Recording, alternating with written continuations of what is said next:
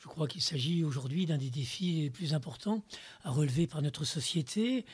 J'introduirai ma réflexion par quelques paroles de notre pape François, tirées de la joie de l'Évangile. L'éducation de la jeunesse, telle que nous étions habitués à la développer, a souffert du choc des changements sociaux.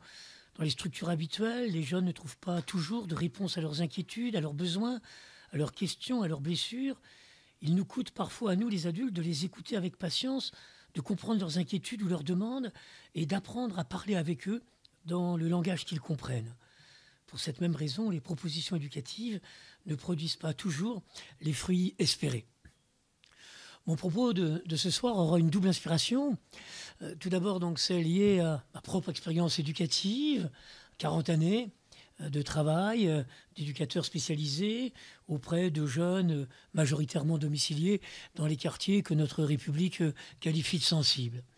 Et j'ai en particulier donc créé en 1995 l'association Le Val d'Ocaux sur la dalle d'Argenteuil, un quartier un peu emblématique de la banlieue parisienne qui avait été traumatisée par la violence des émeutes urbaines du début des années 90.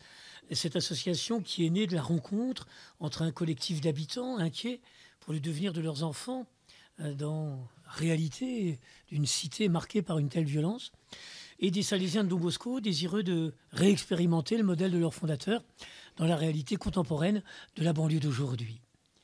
Et le Val d'Ocaux, ensuite essaimé du côté du Grand Lyon, en particulier à Vaux-en-Velin, de Nice et de Lille. L'originalité du Val d'Ocaux réside dans notre volonté de rejoindre l'enfant, l'adolescent dans ces trois champs de vie que sont la famille, l'école et la cité. Une difficulté majeure des jeunes d'aujourd'hui, en particulier dans ces quartiers, réside dans le fait que tous les jours, ils passent par trois lieux. Ils passent du temps en famille, ils passent du temps à l'école, ils passent du temps dans la cité avec les copains. Et chacun de ces lieux est marqué par une culture un peu différente. La culture familiale, empreinte des traditions, des pays d'origine. Je travaille en milieu pluriethnique, pluriculturel, plurireligieux. La culture scolaire, empreinte des traditions républicaines, que nous dit-on aujourd'hui sur les valeurs de la République. Et puis cette culture de quartier qui est fondamentalement devenue une culture de l'entre-père, de l'entre-jeune. Il me semble d'ailleurs qu'une des évolutions principales de la jeunesse d'aujourd'hui réside dans le fait que cette culture de l'entre-jeune, de l'entre-père, a tendance à devenir de plus en plus prégnante. A tendance parfois à envahir l'école, surtout lorsque celle-ci est en plein cœur du quartier. Un des combats que je menais lorsque je travaillais comme conseiller au ministère était d'essayer de permettre à des jeunes des quartiers d'être scolarisés avec d'autres que ceux du quartier. A tendance parfois à marginaliser la famille. Vous savez, la grande différence entre l'adolescent d'aujourd'hui et l'adolescent que j'étais, c'est que lorsque moi-même j'étais adolescent, le soir, lorsque je quittais l'école pour rentrer dans la famille, je quittais l'univers de mes copains pour m'inscrire dans la sphère familiale. Aujourd'hui, avec leur portable, avec l'inscription dans les réseaux sociaux, ils ne quittent jamais l'univers des copains. Ils sont continuellement branchés avec eux.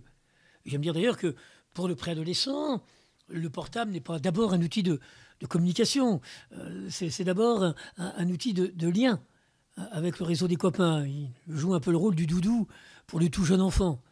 Et d'ailleurs, des enseignants font parfois la triste expérience lorsqu'ils confisquent un portable comme ils confisqueraient une trousse et sont étonnés de la violence, de la réaction de l'adolescent, car pour lui, c'est coupé ce lien avec les copains qui devient continuellement prégnant. Or, le travail social classique en France est assez cloisonné. Il y a les éducateurs EMO qui interviennent dans la famille, les travailleurs sociaux de l'école qui interviennent à l'école, les éducateurs de rue qui interviennent dans la rue. L'idée du Val d'Ocaux, eh bien, c'est de rejoindre l'enfant en l'approchant dans ces trois champs de vie, car le comportement de l'adolescent peut être un peu différent lorsqu'il se situe au sein de la fratrie, lorsqu'il se situe au sein d'un groupe encadré par les adultes, la classe, ou lorsqu'il se situe au sein de la bande des copains sans aucune présence adulte. Et nous avons donc développé notre action au Val d'Ocaux autour de ces trois pôles.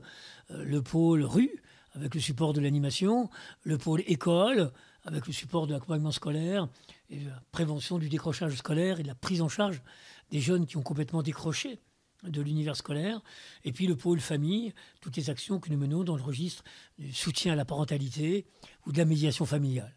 Le maître mot du Val d'Ocaux, c'est ce concept de médiation famille-école-cité, tenter de créer du lien entre les différents adultes qui cheminent auprès de l'enfant, auprès de l'adolescent, car il me semble que le premier droit de l'enfant, à l'orée du XXIe siècle, c'est le droit à la cohérence des adultes qui l'accompagnent sur son itinéraire de croissance.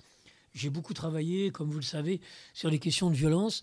J'ai souvent pu établir un lien entre le niveau de violence d'un enfant, d'un adolescent, et le niveau d'incohérence des adultes qui l'accompagnent sur ses chemins d'éducation.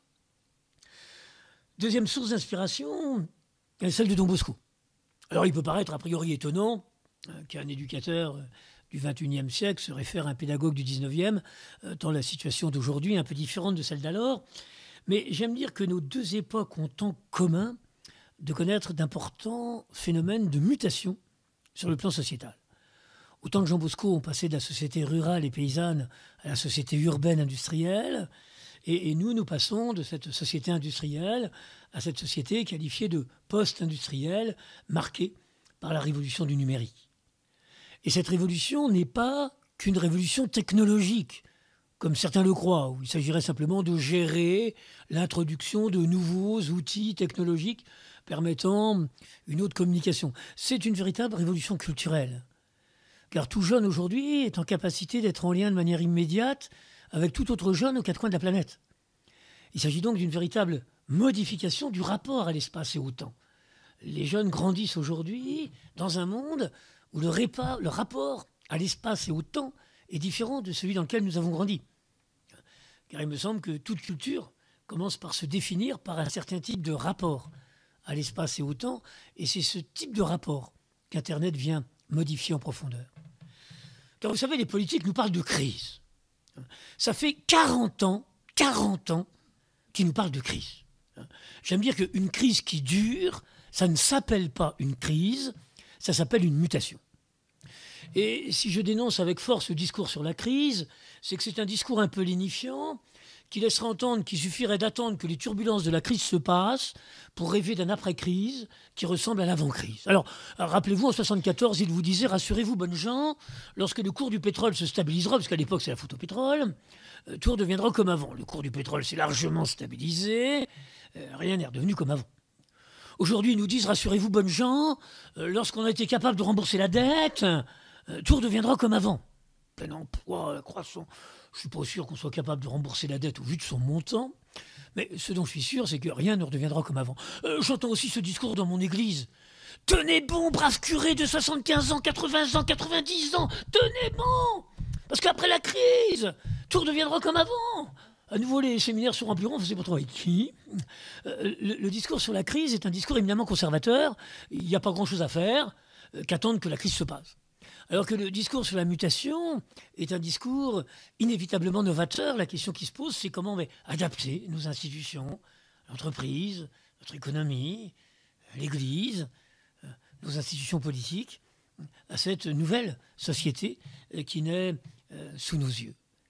Et ayant bien conscience qu'en période de mutation, il est à la fois plus difficile d'être jeune, on parle beaucoup de jeunes difficiles, mais je crois qu'il est plus difficile de vivre son adolescence, cette période de mutation, car il est plus difficile de se projeter dans l'avenir. Comment vouliez-vous, au temps de Don Bosco, que le petit garçon, fils de paysan, petit-fils de paysan, arrière-petit-fils de paysan, puisse se projeter dans un avenir d'ouvrier dans une de ces usines fumantes qu'il voyait poindre à l'horizon? Et combien nos adolescents d'aujourd'hui ont du mal à se projeter dans l'avenir lorsque les économistes nous disent que nous ne connaissons en gros que 50% des métiers qui s'exerceront en 2050, qu'ils assistent à l'effondrement de pans entiers de l'économie traditionnelle, alors que les nouveaux métiers, liés à ce qu'on appelle l'e-économie, économie numérique, tardent à se structurer. Et dans un tel contexte, il est aussi plus difficile d'éduquer. J'entends souvent, c'est la faute aux parents, c'est la faute aux enseignants, mais reconnaissons que la mission d'éducateur est plus difficile en période de mutation, car il n'y a plus de consensus sociétal autour d'un ordonnancement des valeurs. Et combien je rencontre de parents, d'éducateurs qui se sentent parfois un peu seuls lorsqu'il s'agit pour eux de transmettre à leurs enfants ce qui a fait l'essentiel de leur vie, alors qu'ils ne sont plus portés par tout un environnement sociétal qui tirerait dans le même sens. Et c'est plus difficile d'être parent, d'être grand-parent, d'être éducateur. Et dans un tel contexte, Jean Bosco était porteur d'une intuition qui me paraît d'une grande actualité, d'une grande pertinence pour notre aujourd'hui, c'est que lorsque la confiance s'estompe dans les grandes institutions, Alors, en son temps, c'était les institutions liées à la monarchie. Pour nous, ce sont les grandes institutions républicaines. La capacité à transmettre, la capacité à éduquer, allait beaucoup plus être liée à la qualité de la relation adulte-jeune plutôt qu'à la qualité organisationnelle du système institutionnel.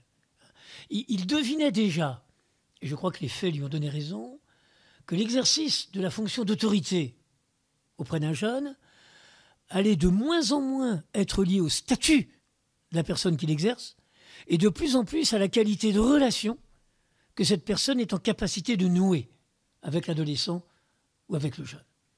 Aujourd'hui, je rencontre des parents qui font autorité en famille, d'autres qui ne font pas autorité. Aujourd'hui, je rencontre des enseignants qui font autorité en classe, d'autres qui ne font pas autorité.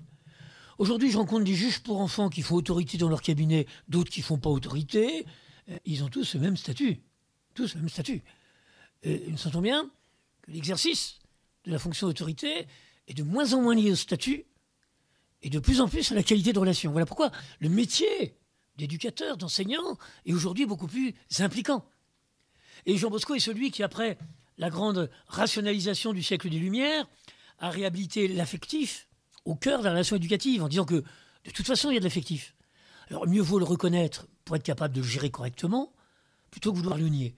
Je suis de ceux qui pensent que si, en France, notre école connaît de telles difficultés aujourd'hui dans la gestion de groupes d'adolescents au comportement provocateur, c'est que bon nombre d'enseignants ont été formés à la négation de la dimension affective de la relation pédagogique. J'entends parler de la relation prof-élève comme si la relation entre un prof homme et un collégien garçon était identique à la relation entre un prof homme et une collégienne fille, comme si la relation entre une prof femme et un collégien garçon était identique à la relation d'une prof femme et une collégienne fille. J'aime souvent conclure mon propos aux enseignants en disant: je connais deux catégories de personnes qui n'ont pas de sexe, il y a les anges et les élèves. Il m'arrive d'entendre parler de la relation prof-élève comme s'il s'agissait d'une relation asexuée entre un adulte détenteur d'un savoir et un jeune en quête de l'acquérir. Non, la dimension de l'affectivité, la dimension de la sexualité traverse bien sûr le champ de la relation pédagogique. Et Jean Bosco était convaincu de cela. Le slogan qu'il nous a laissé pour résumer sa méthode pédagogique est: sans affection, pas de confiance, sans confiance, pas d'éducation. Pour que l'éducation soit possible, encore faut-il qu'une relation de confiance puisse s'instaurer entre le jeune et l'adulte. Et pour que cette relation de confiance puisse s'instaurer, encore faut-il que le jeune se sente estimé, apprécié, respecté, aimé par cet adulte. Alors j'en viens donc à notre thème, éduquer à l'heure d'Internet. On a bien conscience que l'accès à Internet, que tous nos enfants ont, parfois dès le collège, change considérablement la donne. Et ayons bien conscience qu'aujourd'hui, résultat des dernières études, chaque année, un collégien passe plus de temps face à l'écran qu'au collège. Il passe en moyenne entre 3h30 et 4h par jour face à l'écran. Quand je multiplie ces 3h, 4h par jour par 365, j'arrive à une somme qui est plus importante que les 6-7 heures qu'il passe par jour au collège, multiplié par le nombre de jours scolaires. Ce qui change considérablement la donne. Aujourd'hui, l'adolescent passe plus de temps à consulter ses écrans qu'il ne passe de temps au collège. On voit effectivement que le bouleversement est majeur. Et je pense que nous, adultes, n'avons pas encore suffisamment pris conscience de ce grand bouleversement. Alors, je voudrais d'abord qu'on s'émerveille avec les jeunes de tout ce que permet ces nouveaux outils technologiques, d'information et de communication, comme on les appelle. Parce que je connais beaucoup d'adultes qui regrettent le temps passé. Je ne connais aucun jeune qui rêverait de revenir au temps où le portable n'existait pas. Je ne connais aucun. Et je dois dire qu'ils sont friands, ils sont passionnés. Et j'aime bien que pour les rejoindre, commençons effectivement à partager cette passion, ce qui rend ces outils si passionnants. Et je regrette parfois que notre Église a parfois un discours de mise en garde qui précède le discours d'émerveillement. Non, il faut d'abord s'émerveiller, et ça sera ma deuxième partie. Ensuite, sachons mettre en garde, parce qu'il y a de réels dangers. Internet, effectivement, possède de réels dangers. Donc, d'abord s'émerveiller, après se mettre en garde, et puis que ça puisse déboucher sur quelques pistes concrètes. On est là pour pour théoriser, pas pour philosophie autour d'Internet, mais pour essayer d'avoir quelques repères pour accompagner nos jeunes qui grandissent dans ce monde. Commençons donc par nous émerveiller avec le jeune de ce formidable outil. Imaginez qu'aujourd'hui, le lycéen a accès dans sa chambre à la plus grande bibliothèque du pays. Moi, je me souviens, quand je devais faire un exposé, j'allais faire la queue à la bibliothèque municipale. Si par malheur, le livre que je voulais était pris, il fallait que je refasse la queue le mercredi suivant. Je devais ensuite lire tout le bouquin pour essayer de trouver le petit paragraphe qui était en correspondance avec mon exposé. Aujourd'hui, le lycéen, un clic, hop, il a le bouquin. Un deuxième clic, toc, il a la citation. C'est fabuleux. Non, fabuleux. Et on discute à la table, on se pose une question sur un mot, plutôt que d'aller fouiller dans le dictionnaire en 5 volumes de Google. C'est fabuleux. Fabuleux. Cet accès, portez tous du savoir. Du savoir. Prenons conscience, effectivement, que là, c'est un bouleversement phénoménal. Et que le jeune, ensuite, a donc accès à toutes les connaissances que l'humanité a su accumuler jusqu'à aujourd'hui en surfant sur Internet. Pour eux, c'est aussi un formidable outil pour jouer. Ils ne servent pas de leur téléphone que pour communiquer. Parce que des fois, il y a des parents qui pensent qu'on leur offre un portable. Qu'on offre un smartphone dernière génération, la fonction téléphone, c'est une petite fonction. Parce que les adultes, des fois, ils ont resté un portable. Ça permettra comme ça qu'il puisse joindre sa maman s'il est en danger. Très bien. Effectivement, ça permettra au gamin de joindre sa maman s'il est en danger. Mais cette fonction-là est une toute petite fonction par rapport à toutes les autres fonctions auxquelles il va avoir accès. Et au niveau du jeu, moi je pense à des jeunes un peu isolés dans la campagne, capacité qu'ils ont de se brancher sur un jeu en ligne, de pouvoir jouer avec d'autres à distance, ils en sont tout à fait friands. Et on les voit raconter effectivement, lorsqu'ils reviennent au collège, les succès qui ont été leurs sur tel ou tel type de jeu. Donc, le portable est un formidable outil pour jouer. Voilà. Et puis un outil pour communiquer. Communiquer, bien sûr. Communiquer les messages. Moi, je me souviens de la grande tristesse lorsque la fin du camp d'été était arrivée et que les grands pleurent, on ne se verra plus, etc. Et là, je vois des scouts qui ont effectué un camp chantier au Sénégal, qui reviennent et qui vont être en lien toute l'année avec ces adolescents sénégalais qu'ils ont rencontrés durant le camp d'été. Quelle merveilleuse ouverture de voir ces jeunes scouts continuer d'être en lien avec ces adolescents sénégalais et de pouvoir comme ça partager à des milliers de kilomètres ce qu'est la vie d'un jeune de leur âge là-bas aux confins de l'Afrique. Ils échangent aussi toutes leurs photos. Nous, c'était compliqué. On faisait la photo, après, il fallait la faire développer chez le photographe. Après, elle arrivait sur papier. Après, il fallait la mettre sous enveloppe. Et là, d'un seul clic, cette photo qu'on a envie de partager va arriver sur le portable du copain. Merveilleux outil pour transmettre messages, musique, qu'on aime, photos. C'est un formidable outil de partage. Voilà effectivement ce que nos jeunes apprécient.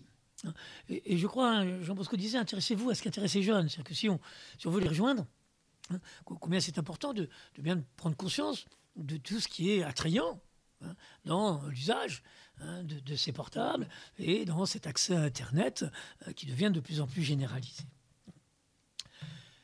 Mais il y a quelques dangers. Vous savez, grande ambition de ces génies, la fin du XXe siècle, qui ont initié tous ces instruments, c'était de construire un monde sans frontières, d'abolir toutes les frontières.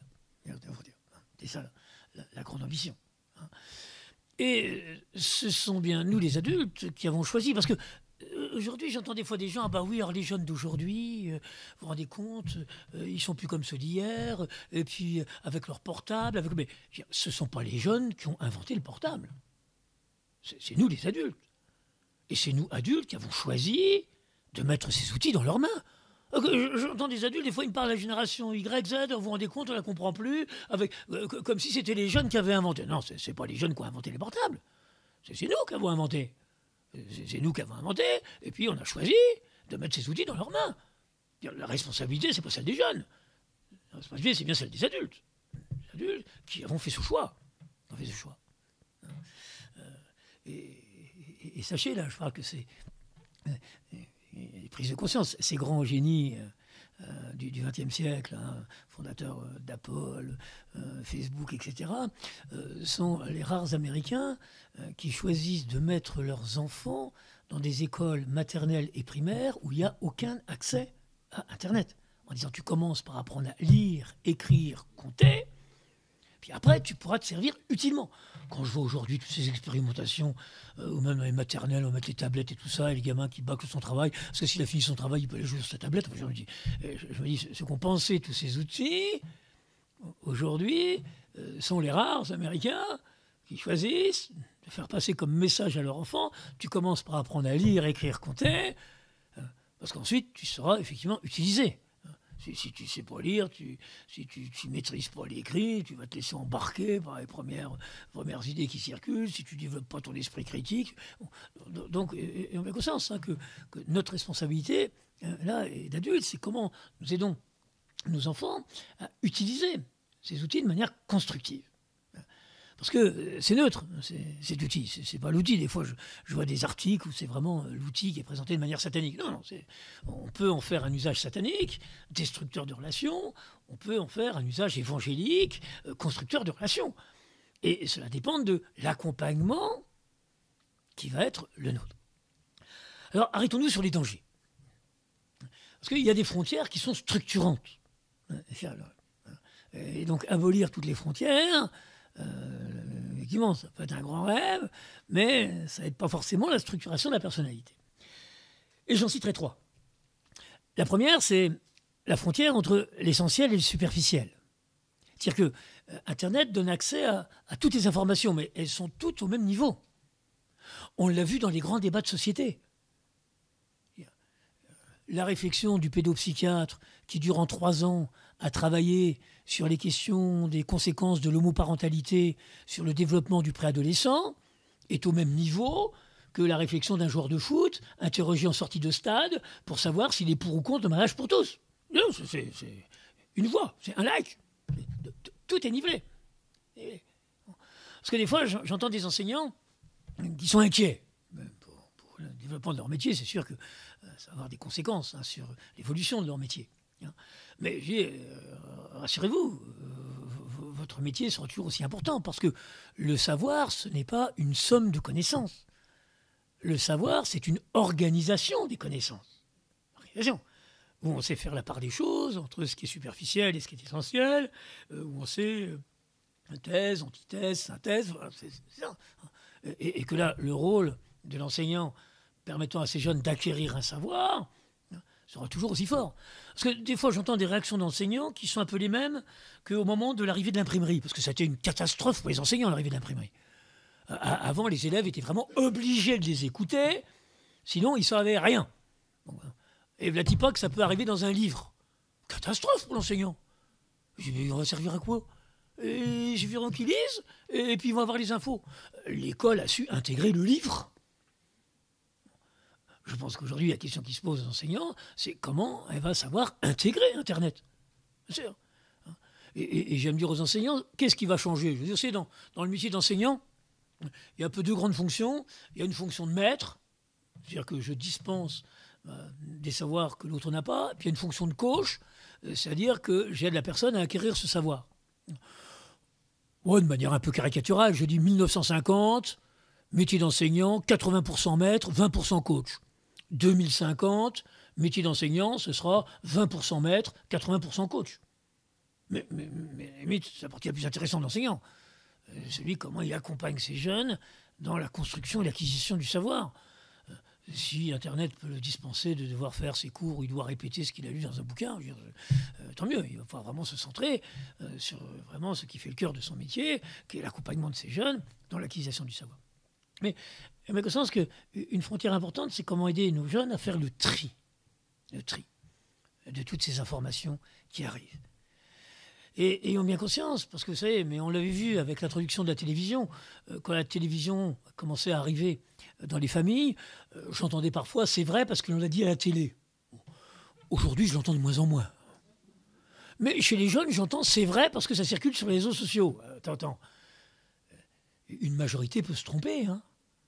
C'est pas parce que c'est l'avis d'une majorité que ça veut dire que c'est vrai. Il suffit de reprendre un peu notre histoire de France. Hein. Il y a quand même quelques époques où une majorité de Français s'est trompée. C'est pas parce que c'est partagé par 500 ou par 800 que ça a plus de valeur que ce qui va être partagé par 3 ou 4. La différence, effectivement, entre le fait qu'une opinion soit partagée et qu'une opinion soit vraie. Donc là, oui, c'est ce premier danger qui serait de mettre toutes les informations au même niveau, ce que dit le joueur de foot, au même niveau que ce que dit le professeur de pédopsychiatrie, au même niveau que ce que dit le... Non. Deuxième danger, c'est la frontière, on peut dire la frontière entre le virtuel et le réel. Virtuel et le réel. Parce que, vous savez, on parle beaucoup de la violence, hein, de ces jeux vidéo dont ils sont friands, ou de ces images qu'ils regardent. Mais j'aime dire que les histoires que nos arrière-grands-mères racontaient à nos grands-pères lorsqu'ils s'endormaient étaient d'une violence extrême. La petite fille se retrouvait avec un loup dans le lit de la grand-mère, et le loup était la plus horrible des bêtes de ce monde. Le petit garçon perdu dans la forêt était mangé par l'ogre, qui était le petit garçon. On voit même pas ça à la télévision. Hein. Bonjour la violence. Le fait de confronter nos enfants, dès le plus jeune âge, à la violence, ça, c'est pas quelque chose qui est nouveau. Mais c'est quoi qui a changé? C'est que ces histoires commençaient par « il était une fois ». Et le « il était une fois » séparait de manière nette l'imaginaire du réel. D'ailleurs, l'enfant interrogé, mais c'est pas une histoire. Non, c'est pas une histoire vraie. Là, c'est une histoire. L'histoire vraie à l'époque, c'est l'histoire de Saint, et Saint à l'époque s'écrivait avec un T. À l'époque. Bon. Là, c'était les histoires. Le drame de la télévision, de tous ces jeux, c'est que l'imaginaire du metteur en scène a la couleur du réel. La couleur du réel. D'ailleurs, il suffit de regarder l'évolution des jeux vidéo. Il y a encore 5 ans, c'était des petites silhouettes. Bon, vous voyez bien que c'était dans l'ordre du jeu. Aujourd'hui, des fois, je surprends un ado en train de jouer. Il me faut un petit moment de savoir est-ce que c'est un jeu vidéo ou est-ce que c'est un reportage sur ce qui se passe en Syrie aujourd'hui. Hein. L'image est une réalité totale. Enfin, je veux dire, hein, il rentre, là, on tourne sur tous les plans. Et donc, si l'adulte n'est pas là pour établir cette frontière entre le virtuel et le réel, il peut y avoir confusion entre ce virtuel et ce réel. Et c'est quoi la grande différence entre le virtuel et le réel? C'est que dans le virtuel, il n'y a pas de souffrance. Le problème, c'est pas tant la violence. C'est que dans le virtuel, c'est une violence sans souffrance. Pente est mort, mais on ne voit ni la souffrance de la victime, ni la souffrance de l'entourage de la victime. Et le héros repart après une douche à l'action. Alors que dans le réel, la violence est cause de souffrance. Et donc le risque pour ces ados qui deviennent addicts à ces jeux vidéo, c'est la déconnexion entre la violence et la souffrance. C'est ça le grand risque d'Internet. Une déconnexion entre violence et souffrance. L'événement qui m'a le plus marqué sur la dalle d'Argenteuil, c'est Noël 97. Un gamin de 14 ans que je connaissais bien, il fait des camps bateaux avec moi, et qui, ce soir de Noël, tue un copain de 16 ans pour une histoire de blouson prêté rendu sali. Plante un couteau dans le ventre, les secours tardent à venir, déjà c'est jour de Noël, en plus c'est en plein milieu de la cité, les pompiers et le gamin meurt dans l'ambulance qui le conduit à l'hôpital. Et quand je vais voir donc ce gamin en prison, là, juste quelques jours, j'entends me dire « Ouais, Jean-Marie, tu te rends compte, il avait bu, il m'a fait peur, mon blouson, t'as vu l'état ?» Je dis « Écoute, arrête, je peux pas t'entendre. Je suis en train de préparer la veillée funèbre de ton copain. On est en train de faire la quête là, pour que les parents puissent rapatrier le corps en Algérie. Et puis toi, tu me parles de ton blouson. Je dis, ah, je ne peux pas t'entendre. Bon, mais je l'ai laissé. 3 jours après, je vais le revoir. Et c'est un autre. Il voulait se suicider. J'ai dû taper du poing sur la table en disant, attends, on a déjà 1 mort pour un blouson. On ne va pas avoir 2 morts pour un blouson. Ça commence à bien faire, vos histoires. Bon. Et que... quoi que tu aies fait, tu as bien sûr le droit de vivre. Mais qu'est-ce qui s'était passé dans sa tête? C'est que, un jour après, il avait intégré le poids de souffrance lié à son acte. Chose qu'il n'avait pas fait sur le moment. Parce que je pense qu'il ne voulait pas tuer, il voulait gagner, c'est tout. Mais dans les jeux vidéo, vous avez 7 vies, hein, vous en perdez une, il y en a encore 6. Moi, je suis de ceux qui pensent que le terroriste qui vide le chargeur de sa Kalachnikov dans une salle de bal pleine de jeunes n'a pas conscience du poids de souffrance qu'il y a à son geste.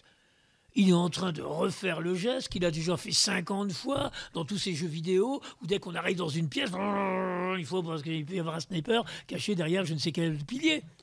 Bon. Et on sait combien Daesh utilise de manière forte cette addiction aux images violentes, à la formation des terroristes. Et le but, c'est de déconnecter la violence de la souffrance. Vrai aussi par rapport à la pornographie. Vous savez que dernières enquêtes montrent que, en gros, 2/3 de nos enfants de 6e ont déjà visionné des images pornographiques. Bon, 2/3. Moi, je me souviens, quand j'avais 10 ans, et que je commençais à me poser des questions sur comment naissent les bébés. J'avais la chance d'aller à la campagne toutes les semaines, parce que mes parents avaient une résidence secondaire à la campagne.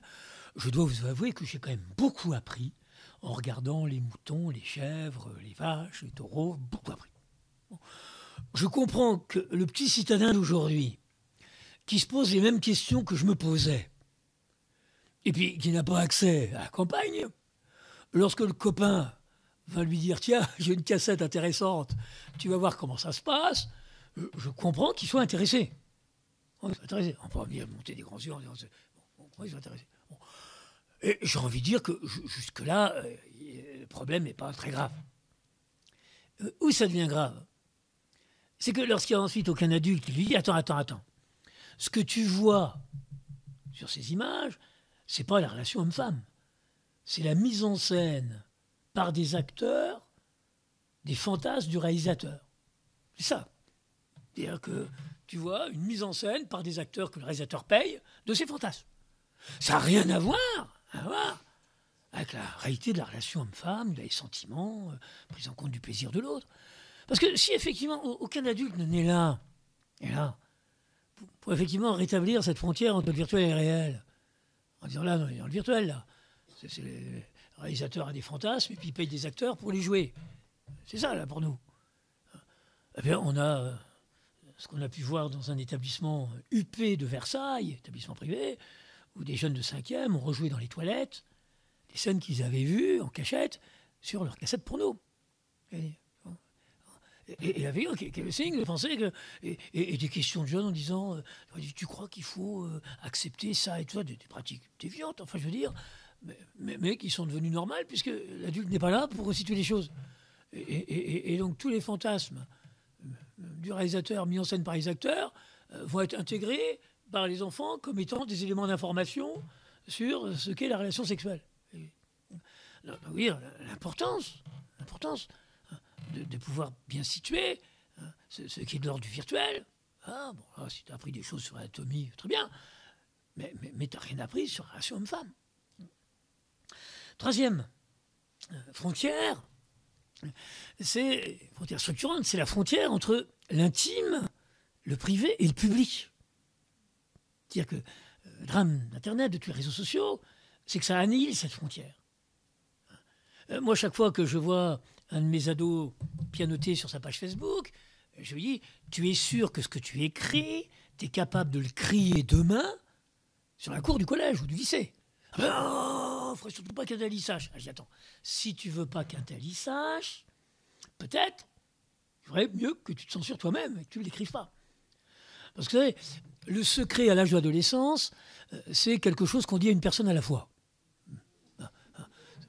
C'est ça, parce que c'est trop lourd pour un ado. Donc il y a un secret, c'est « Attends, je vais te dire un secret. Surtout, tu me jures que tu ne le diras à personne. Parce que c'est un secret. Oh, je te jure. Bon. Et l'adolescent livre le secret. À personne, tu as juré qu'il ne dira à personne. Enfin, lui, il trahit son serment. Et ce jeune-là retrouvera un autre copain en disant « Attends, j'ai un secret à te dire. Bon, surtout, tu me jures que tu le diras à personne. Parce que c'est un secret. On n'a pas le droit de le dire. Je te le dis, mais je n'ai pas le droit de le dire.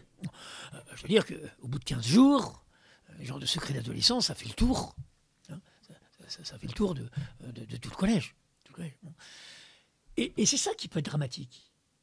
C'est qu'on sait qu'à gros 35% des images que les ados ont des caractères quand même sexuels très, très marqués. Bon. Mais c'est la jeune fille donc qui va s'exposer dénudée et qui envoie le message au copain. Et puis après, il suffit qu'il y ait une fâcherie entre le copain et la jeune fille. Et le copain fait circuler. Alors c'est dramatique. Dramatique. Et on a effectivement des ados qui sont parfois au bord du suicide. J'en ai récupéré un certain nombre par rapport à ce qui va circuler. J'ai comme ça un jeune de seconde qui avait diffusé dans sa classe les images de son petit frère tout nu à baignoire dans une pose un peu étonnante. Quoi. Bah, le problème, c'est que le petit frère, il était dans le même collège, enfin la même enceinte. Quand je vois ce jeune, je me dis, mais enfin, il dit, je trouve que c'est drôle. C'est drôle, effectivement. C'est drôle pour toi, enfin pour le petit frère, qui voyait que... Bon, je vous raconterai une autre histoire qui m'a beaucoup marqué. C'était une grande dame de Lyon, présidente d'appel dans un lycée élitiste de Lyon, et qui a un rendez-vous donc avec sa fille, qui s'appelle Delphine, pour aller chez le dentiste à 4 heures. Donc elle se présente à la porte du lycée et Delphine n'est pas là. Delphine n'est pas là. Un peu ennuyeux. Alors elle repère un garçon en disant « Oh, mais ça, j'ai déjà vu quand même ce garçon avec ma fille de la même classe. » Et donc elle l'aborde en disant « Vous ne sauriez pas me dire où est Delphine parce que j'ai rendez-vous ?» Et le copain de dire « Ah, mais vous savez, madame, elle est au CDI, là, elle prépare son exposé pour demain. Ah, elle a dû oublier le rendez-vous. Ah, j'ai pas le droit de rentrer dans le lycée. Mais est-ce que vous pourriez me rendre ce service d'aller dire à Delphine que sa maman l'attend ?» Bien sûr, fait-il, bien sûr, madame. Et il ajoute « Et que vous êtes belle en maillot de bain. » Alors, j'imagine offusqué, je dis, oh, attendez, excusez-moi, c'est complètement déplacé, votre propos. Si vous n'avez pas envie de me rendre ce service, vous me dites non, mais enfin, je vous respecte, vous avez à me respecter, d'ailleurs, je ne vois pas pourquoi vous me dites ça. Ben, il dit, parce que je vous ai vu. Delphine avait mis sur sa page Facebook toutes les photos de vacances où madame se baignait en une pièce dans le Tarn. Et toute la classe. Alors, imaginez l'engueulade. Bon. Après, j'ai dû intervenir dans cette famille parce que ça commence à aller très mal. Mais je disais aux parents, mais attendez, est-ce que vous lui avez dit? Parce que chaque fois qu'il revient d'un camp scout, aussitôt vite, montre-nous les photos, montre-nous les photos. Des fois, c'est peut-être aussi, peut-être qu'il y a des photos que vous n'avez pas à voir. Enfin, est-ce que... Alors elle, ben, elle revient de vacances et met toutes ses photos. Toutes ses photos sur sa page Facebook. Alors, imaginez la dame qui sait que sa photo circule en maillot une pièce auprès de tous les copains de sa fille. Mais je veux dire, là, la frontière entre l'intime, privé et le public, l'intime, c'est se regarder pour soi, partager avec quelques très proches, le privé, fait partie de la vie privée, puis le public. Dans Internet, ça va une transparence totale. Mais non, la vie en société ne permet pas cette transparence totale. Enfin, il y a des choses qui relèvent de l'intime, des choses qui relèvent du privé, des choses qui relèvent du public. Je donnerai un autre exemple. Une jeune camarade polytechnicienne, donc on peut supposer intelligente, et qui était d'une intelligence prodigieuse, et qui est recrutée par un cabinet chasseur de tête pour un poste à une direction financière d'une entreprise du CAC 40. Elle avait un parcours très brillant, avec un master aux USA, etc., quelques expériences professionnelles. Elle avait 27 ans. Et donc, elle a 3 entretiens. Premier entretien, c'est sur le parcours. Parcours très brillant, polytechnique, un master à Boston ou je ne sais pas où, des expériences professionnelles. Deuxième entretien, sur le poste. Maîtrise parfaitement l'analyse financière, c'est vrai qu'ils aiment beaucoup les mathématiciens, et vraiment, elle fait la leçon au chef de cabinet et tout ça. Donc, troisième entretien, elle est reçue de manière très sèche, en disant Madame, l'entreprise n'a pas besoin de gens comme vous. Au revoir. Je ne comprends pas. Qu'est-ce qui s'est passé? C'est que sur sa page Facebook, en rentrant, elle a dialogué avec ses copines. Mais vous savez qu'aujourd'hui, les chasseurs de tête, ils en apprennent plus sur la page Facebook que sur le CV officiel. Et que sur les copines, elle dit, ah, ces cons-là, je les ai bien eus. Hein. Et tu sais comment, là, j'ai berlificoté, le gars... Le problème, c'est que là, il dit, attendez, si elle est capable de dénigrer l'entreprise dès qu'elle a quitté la porte, on n'a pas besoin de gens comme ça. Et elle s'était pas rendu compte. Elle pensait qu'elle dialoguait avec ses 5 copines. Elle aurait invité ses 5 copines autour d'une bière dans le bistrot du coin, et puis qui raconte, oh, je les ai bien nues, oh, tu sais, pas de souci. Mais non, et de se dire, une fille pourtant intelligente, c'est-à-dire qu'elle n'a pas fait la frontière entre ce qui est de l'ordre du privé. Je vais faire mes commentaires en privé à mes copains en disant, puis ce qui est de l'ordre du public, Facebook c'est public. Public. Donc, alors, quelques pistes. Attends, en se disant qu'on a vraiment un rôle d'adulte pour effectivement accompagner nos jeunes dans l'utilisation de ces outils. Citerai 3. Oh oui, vous échapperez pas aux 3 fois 3 points, mais on est toujours déformé par sa formation initiale. Premier, je dirais, c'est dialoguer et réguler l'usage. D'abord, dialoguer. S'intéresser effectivement à ce que les expériences que mènent nos ados sur leur portable, ces informations auxquelles ils peuvent avoir accès, ces images qui ont pu les troubler. Et je crois que l'important, là, et que c'est très important, parce que on a parfois l'impression, enfin je vois même l'ambiance des cours de récréation. Alors, aujourd'hui, je suis devenu vicaire du provincial et je participe à la formation des jeunes salésiens. Ça a complètement changé. Il y a 15 ans, ambiance de cours de récréation d'un collège, les gamins jouent au foot, avec le ballon, et l'autre, et puis salésiens présents sur la cour de récréation, hop, on arrivait, et puis on se mettait dans la partie. Aujourd'hui, ambiance cours de récréation de collège, ils sont tous sur leur banc avec leur portable. Et les gens qui disent, non, il faut entrer dans le monde, là, il faut aller. Tiens, c'est quoi que tu regardes? C'est s'intéresser de manière respectueuse. Mais je veux dire, ils ne sont pas s'isoler complètement. Il y a besoin de ce dialogue avec l'adulte, pouvoir reprendre un peu. Et je vois, dans le bouquin que j'ai écrit sur l'éducation d'Internet, c'est une conversation avec un grand-père, Yves de Gentil-Béchis, qui nous a malheureusement quittés, décédé, qui était journaliste à la Croix, responsable de la rubrique par enfant, puis qui était effectivement étonné de l'évolution du comportement de ses petits-enfants. Enfin, donc, bon, mais de se dire, il faut être présent. Faut être présent. Présent. Et réguler, en particulier au niveau du temps de jeu, si on ne veut pas que le virtuel se confondre avec le réel, c'est important de mettre une frontière. Moi, quand j'étais gamin, quand j'allais à la campagne, à la grande maison de mes grands-parents, alors ça c'est étonnant, mais ils avaient des principes éducatifs qui étaient tout à fait pertinents. Il y avait une salle de jeu. Alors, dans la salle de jeu, alors, on pouvait faire tout et n'importe quoi. Alors, je me battais avec mon frère, je jouais aux petites voitures, on se balançait des boules. Mais quand on arrivait dans le salon, il était hors de question d'amener une petite voiture dans le salon. Dans le salon, c'est un endroit où on cause. Alors, soit tu as des choses à dire, on t'écoute, soit tu n'as rien à dire et tu écoutes les adultes. Mais c'était structurant.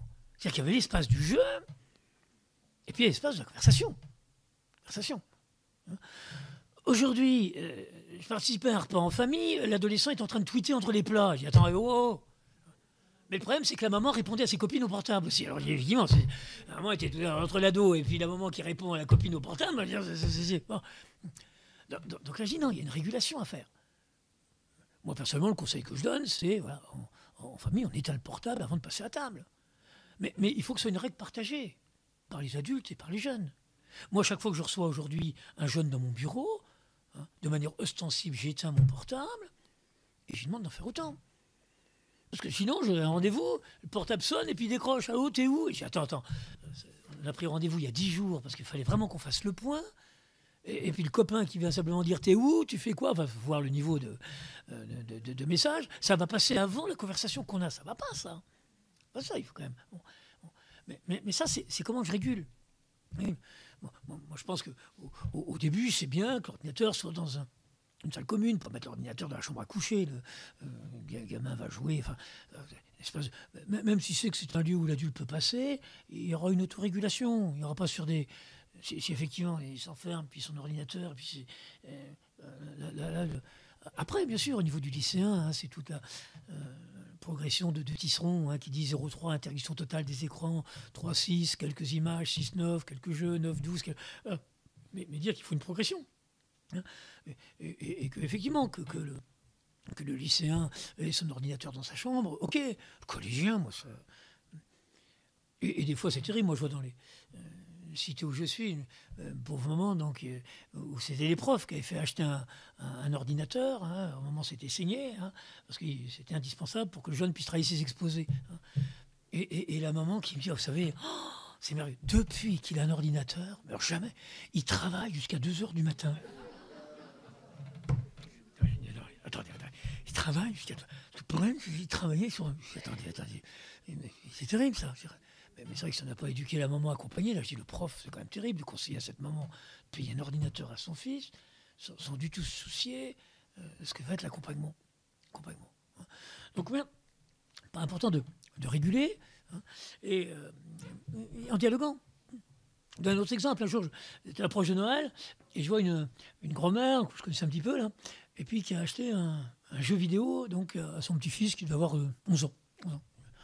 Quand je vois le jeu vidéo, je lui dis, mais attendez, c'est ce jeu-là que vous avez choisi? Ah, la grand-mère me dit, vous savez, moi, j'y connais rien, père, j'y connais rien. Alors, c'est lui qui a choisi. J'ai dit, attendez, madame, vous seriez au rayon DVD. Vous lui diriez pas, choisis le DVD que tu veux. Vous avez quand même certains qui sont réservés pour les adultes, qui sont vraiment à caractère pornographique. Et là, parce qu'il y a 3 sortes de jeux vidéo. Il y a les jeux vidéo à caractère sportif. Bon, ils sont inoffensifs. Hein. Le gamin, il fait une course de voiture, il fait un match de foot, il fait... Hein. Puis après, il y a 2 types de jeux. Il y a les jeux où le héros détruit le monde, et puis il y a les jeux où le héros sauve le monde. C'est quand même des problématiques différentes. Et forcément, ça a un impact. Une étude américaine avait montré que des gamins qui étaient habitués à jouer à ces jeux où on sauve le monde étaient plus réactifs lorsqu'il y avait un accident pour sauver les personnes. Bon. Mais je veux dire, ce n'est pas les jeux vidéo qu'il faut. C'est qu'il y a des jeux vidéo qui vont des messages éducatifs intéressants. C'est comme d'autres, effectivement, c'est une catastrophe. Combien ça nécessite d'être un petit peu guidé. Alors là, c'est le gamin de 12 ans qui allait choisir son jeu vidéo.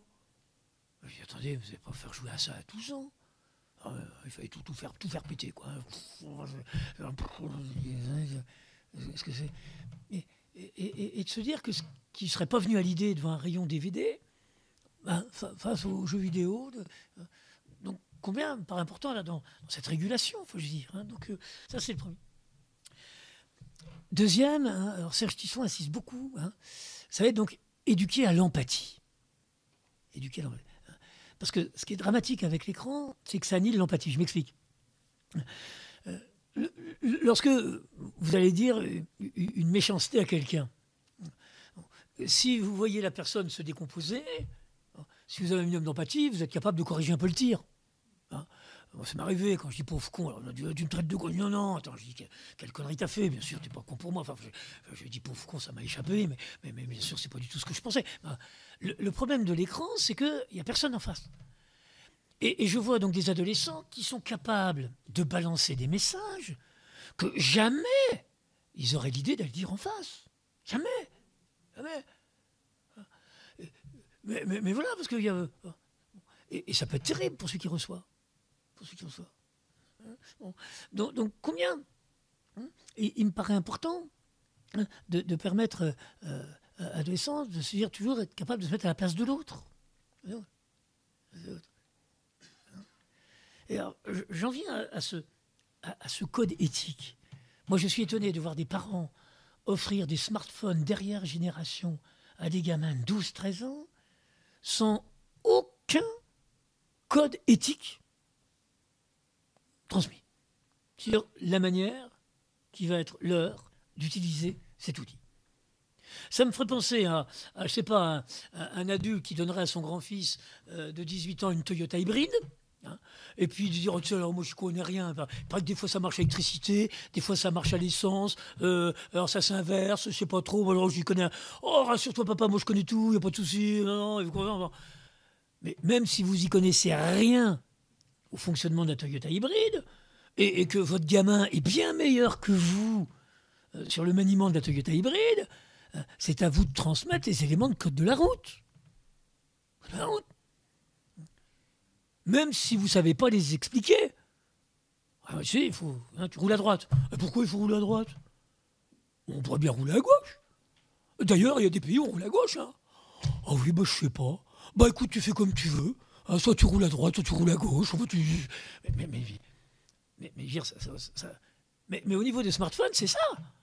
Alors, tu prends le truc, mais même pas. Oh, mais non, tu t'expérimentes. Hein. Écoute, prends le volant, puis tu vas voir. En se disant peut-être après 5 accidents, il aurait peut-être mieux rouler à droite. Hein. Alors, quand je parle de code éthique, pour moi, c'est ce qu'on appelle dans l'Évangile, traduction Bible à Jérusalem, la règle d'or de la morale, qui est « fais pas à l'autre ce que tu voudrais pas qu'on te fasse ». Et ça existe dans bien aussi d'autres morales que la morale chrétienne. Moi, j'aime dire, donc, aux ados que je vois pianoter leur message, je dis, avant d'appuyer sur le clic « envoie », tu te mets dans la peau de celui qui reçoit le message. C'est-à-dire que si tu es habité par ce réflexe, le smartphone peut être un merveilleux outil de communication. Si tu n'es pas habité par ce réflexe, alors ça peut être un terrible outil d'harcèlement. Harcèlement. C'est ça que tu... Bon. Mais ça, c'est pas quelque chose que l'enfant va deviner. Ça fait partie, effectivement, de cet héritage que nous avons à transmettre, nous adultes, hein, de manière, effectivement, à ce que ces outils puissent être utilisés dans le sens de la construction du lien et non pas de la destruction du lien.